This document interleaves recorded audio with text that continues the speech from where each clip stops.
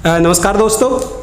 भाइयों, जो आपने सुना होगा जो लंपी डिसीज जो आजकल आई है पशुओं में, जो सबसे ज़्यादा गाँव में गाय माता में हमारी में जो पाई जाती है, ये हमारे डॉक्टर साहब हैं अटेंडेंट, तो उनसे बात करते हैं कि इस बीमारी में जो दवाइयाँ प्रयोग होती हैं वो कौन कौन सी होती हैं और जो गाय माता को हमारी को जो फ़ायदा मिले, हम यही चाहते हैं और डॉक्टर साहब से बात करते हैं।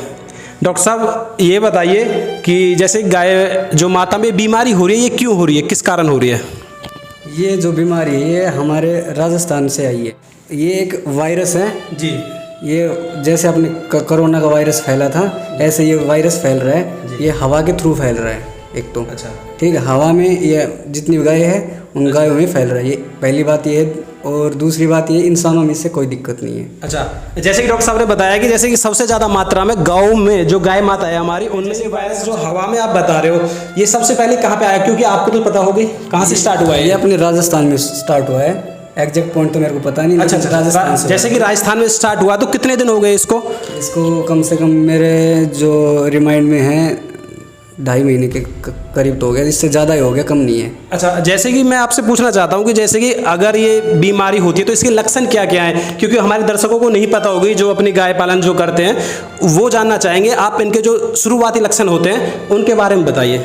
लक्षण में ये है कि एक तो जो पूरे शरीर पे है ना, गांठें बन जाती है मोटी मोटी, ठीक है, छोटी छोटी भी हो जाती है, कभी मोटी मोटी हो जाती हैं। जी जी। और दूसरा ये है कि बुखार आना, जी जी, हाई फीवर होता है इसके अंदर। और पैर में लंगड़ापन भी हो जाता है, सूजन भी आ जाती है जी। ये सब लक्षण आ रहे हैं इसमें। अच्छा, जैसे कि वो पिंपल्स हो जाते हैं छोटे छोटे डॉट डॉट डॉट वगैरह से, और जैसे ही वो हो तो हम जैसे कि हमारे जो पास के चिकित्सालय जो भी होता है, पशु चिकित्सालय, उन डॉक्टर से संपर्क करें। और जैसे कि अगर जैसे किसी के पास डॉक्टर नहीं पहुंच पाता है तो मैं ये जानना चाहता हूँ आपसे, तो वो कैसे इलाज करें, उनके लिए थोड़ा सा कुछ बताइए। डॉक्टर नहीं पहुंच पा रहा है तो आप देसी नुस्खे हैं जी, अपने जी, उनमें काली मिर्च है जी, घी है जी, हल्दी है, और अपना नीम है, नीम भी खिलाओ जी, ठीक है, उनको नहलाओ, फिटकरी के पानी से नहलाओ, नीम के पानी से नहलाओ। ये सब आप काम अपने घर पे कर सकते हैं। जैसे कि बोला है कि सर बता रहे हैं कि जैसे कि अगर जिस गाय को परेशानी हो जाती है उसके लिए आपको नीम लेना है, जैसे कि नीम की टहनियाँ होती है वो पत्ते तोड़ने हैं और उनको उबालना है। सर, कितना उबालना है?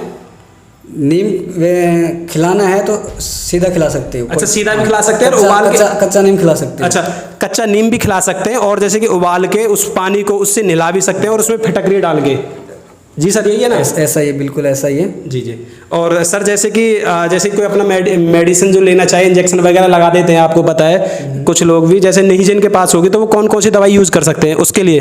दवाई में यही है, अपना जो लक्षण जैसे जैसे दिखते हैं उसी के अकॉर्डिंग हम दवाई देते हैं। हमें फीवर मिल रहा है, अच्छा, लगभग हम एंटीबायोटिक देते हैं और एंटी इन्फ्लामेटरी देते हैं जी जी, निमोपैरा वगैरह ये सब देते हैं हम। अच्छा, एलर्जी तो है, वो एलर्जी के लिए हम CPM दे देते हैं, क्लोराजिन, उसको यूज़ कर लेते हैं। और एक आयोरेक्टिम स्टार्टिंग में एक बार देना पड़ता है उसको। अच्छा, तो सर, जैसे कि आपने बताया इसमें बुखार भी बनता है क्या? बुखार, हाई फीवर बनता है इसमें। अच्छा, इसमें जैसे कि सर बता रहे हैं इसमें हाई फीवर की संभावना क्या होती है? संभावना क्या होता है? अच्छा, हाई फीवर होता ही है। तो जैसे कि हाई फीवर होता है तो उसके लिए जैसे कोरोना हुआ था, हमने देखा है, तो जैसे कि उसमें ज़्यादातर पैरासीटामोल और यही वगैरह, उसके लिए भी कोई पर्याप्त दवाई, जैसे कि अब वैक्सीन बनी है, काफ़ी दिन बाद वैक्सीन आई थी, इसकी ऐसी कोई वैक्सीन नहीं आई अभी तक?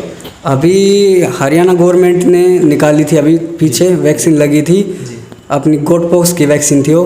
अच्छा। Goat pox vaccine Haryana government ने लगाई है, क्योंकि वो सेम सी बताई जा रही है बीमारी। अच्छा। तो उसको देखते हैं कि इतनी जल्दी तो वैक्सीन बन नहीं सकती, तो उसमें टाइम लगता है, तो उसके लिए इन्होंने उसको ट्राई किया है। तो हमने घर घर जाके जो भी गौ माता थी सबको हमने लगाया गोट पॉक्स। अच्छा, गोट पॉक्स जो वैक्सीन थी वो घर घर जाके लगा चुके हैं, और जैसे गाँव में हमारा संपर्क हुआ था तो गाँव वाले बता रहे थे घर घर जाके लगाई गई है। तो इससे क्या बेनिफिट मिला था? हाँ, कुछ बेनिफिट मिला भी है। अब कुछ ऐसे भी केस मिले वैक्सीन लगने के बाद आए हैं, बट ये है कि उनको पहले लक्षण आ गए होंगे, हमें पता नहीं चला, हमने वैक्सीन लगा दी, उसकी वजह से भी आ सकते हैं। तो ये ज़रूरी नहीं कि वैक्सीन लगने के बाद आए हैं, लेकिन आए हैं वैक्सीन लगने के बाद, लेकिन ये हो सकता है उनको पहले से इन्फेक्टेड हो। अच्छा, पहले से इन्फेक्टेड हो, उसके बाद वो जैसे कि इन्फेक्शन हो जाता है। वैसे सर ये ज़्यादातर जो आप वायरस हवा में बता रहे हो, ये हवा के कारण फैल रहा है या किसी चारा वगैरह जो खाते हैं खल वगैरह, या किसी इस कारण से, या कोई गंदगी वगैरह के, या किसी जैसे कि वायरस हवा के थ्रू है, या खाली कुछ और भी इसके कारण हो सकते हैं? ये हवा के थ्रू भी है, और जैसे अपने घर में और किसी पशु को हो रखा है, उसका चारा खा रहे हैं, उसका पानी पी रहे हैं, या टच में आ रहे हैं, तो उससे भी हो रहा है ये। अच्छा सर, देखिए जैसे कि पशु को, गाय माता को जो हमारे को सबसे ज़्यादा हो रहा है, तो जैसे कि और पशुओं को ना हो उसके लिए कुछ सेफ्टी जैसे कि हम प्रिकॉशन लेते हैं, तो उसके लिए थोड़ा कुछ बताइए।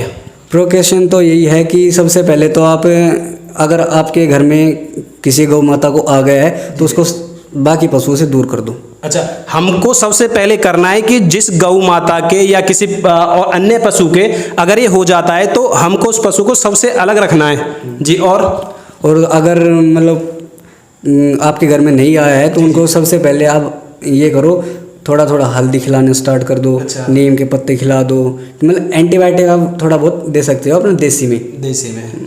अच्छा, जैसे कि सर ने बताया है कि जैसे कि अब ज़्यादातर आपको पशु जो भी होते हैं, आपने डेयरी वगैरह देखी होंगी, उनमें एक साथ जैसे गौशाला होती है, उसमें एक साथ सभी पशुओं को एक साथ रखा जाता है। अगर किसी भी पशु के ये लक्षण हो जाते हैं तो सर का कहना है कि उस पशु को अलग कर दें सर, यही है ना?